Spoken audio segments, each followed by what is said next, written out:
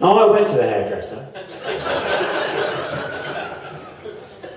He said, Mr. Coleman, I think I see your problem. You have a condition known as SSBS. I'll give it its full title, Sideshow Bob Syndrome.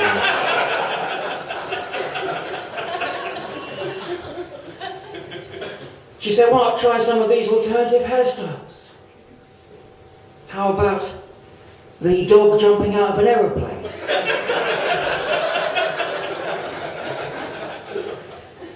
Or maybe even the sex pest?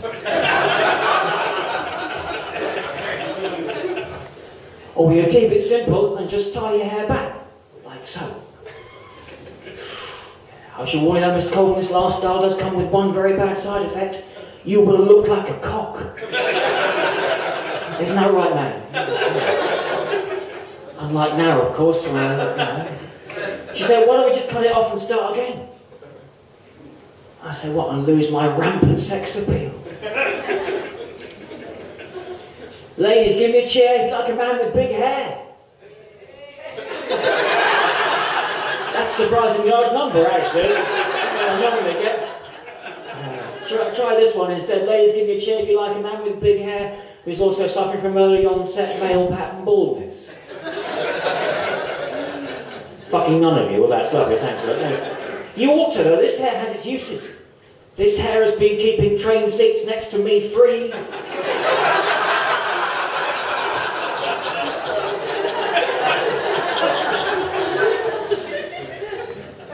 Thanks to this hair, I'm on the Jehovah's Witness don't visit list. And I haven't been bothered by trick-or-treaters for fucking years. Brilliant. Having hair like this isn't all fun and games though. Statistics show that having hair like this means I'm 35% more likely to die alone. 50% more likely to believe that Mordor is a real place.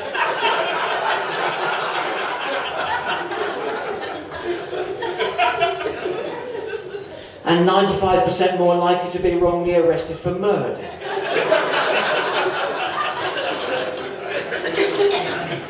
If I am arrested for murder, my best chance of getting off is to have an ID parade.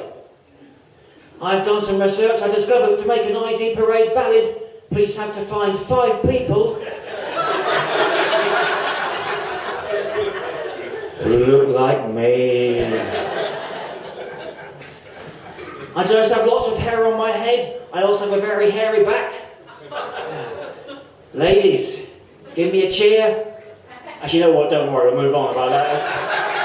That's not a problem. Let's talk about politeness. I'm a very, very polite man. I was born and brought up in a family where politeness was the most important thing. My mother especially was obsessed with politeness when I was young. She sat me down, she said, Rob, if someone waves at you, it's only polite to wave back. Last time someone waved at me, I was on the beach. I waved back and he drowned.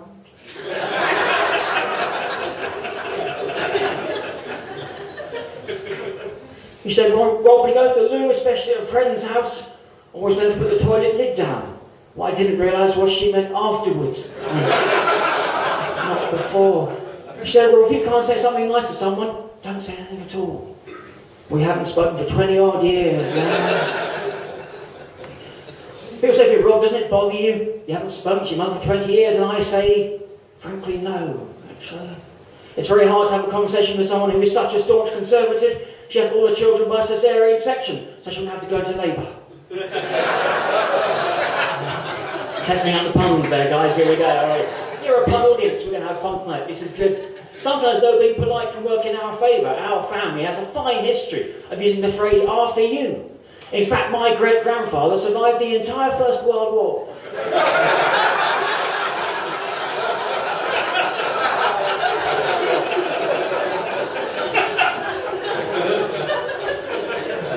In the Second World War, he spent quite a lot of time in Pearl Harbor.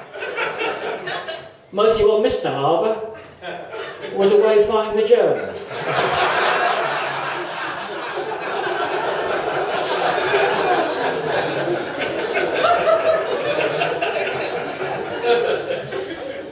As well as being very polite, my mother also likes to do a bit for charity. You know this whole Movember thing when men grow moustache for prostate cancer? My mum does November all year round. She bleaches, but she can't fool me. I have very sensitive lips.